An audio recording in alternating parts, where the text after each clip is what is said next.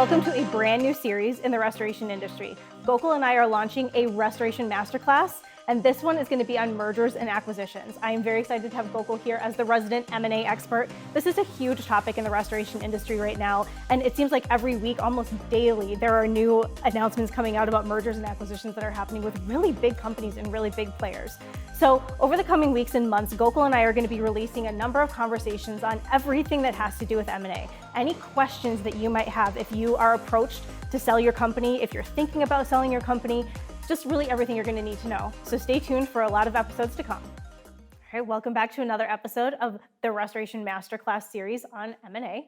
Today we're going to talk about a big topic in the restoration industry, kind of unfortunately, but hopefully this conversation can help some people overcome this issue, and we're talking about burnout. So Gokul, out of the reasons that people come to you to sell, how high is burnout on that list? Number one by a mile. Okay. Yeah. So what does it look like when an owner is burned out, and what are some steps that they can take? Is it too late if they're burned out to sell? You know, burnout is a symptom, okay, usually of overworking and not having clarity. Okay. Correct? Mm-hmm. So let's look at people that are not burnt out. So maybe we can learn from them. Okay. Right? Yep. So what we find in our firm is owners that have a plan and that understand what success means to them, mm-hmm. and understand what business means to them in their personal life, and have an exit plan and know what the end game looks like. Mm-hmm. Okay, what we find in our firm is those folks are less burnt out. Okay, so the people that call us with the burnt out, they have a sense and a feeling of, I can't get away from it. Okay. It's gonna go on every day.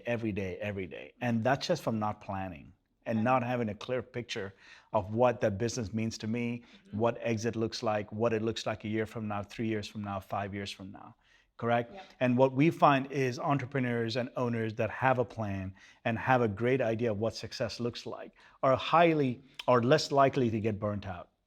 Okay, but it is a huge topic in our industry that people need to talk about. Absolutely it is, you know. Do you see owners get kind of revitalized when they come to you and talk about this? Like, as you're helping them plan and strategize, like maybe they get that passion for their business back? You know, it's more than just passion, okay? I think passion is great, and I know we talk about it a lot. Yeah. But I'm not kind of like this rah-rah kind of person. I like more strategy and methodical ways of doing things, okay? And let me tell you why burnout happens, at least from my perspective, correct? Mm-hmm. So I'll give you an example. Let's say you're really great in rainmaking. You're a rainmaker. You're really good at sales, mm-hmm. correct?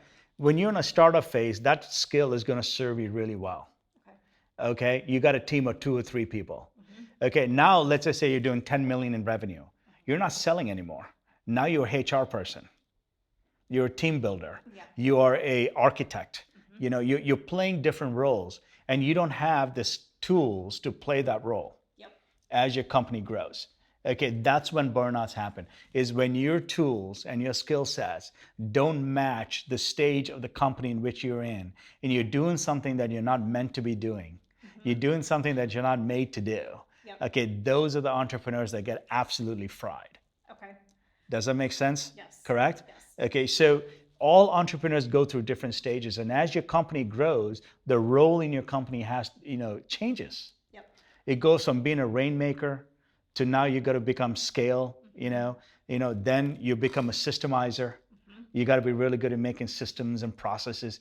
Then you're going to be a team builder, then you're going to be a cheerleader, and then you're going to be an architect. So those are the roles that an entrepreneur plays as the companies progress. And so you have to constantly retool and retool and retool. And if you don't want to retool, that's okay. Then that's a sign you got to exit. Mm-hmm.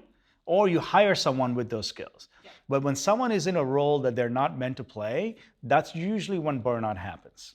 Okay. Make sense? Yes. Yeah. All right, well, that was a lot of great leadership, wisdom, and advice as well. So maybe that's a future masterclass coming soon. Yes, we can do that. Absolutely. Stay tuned.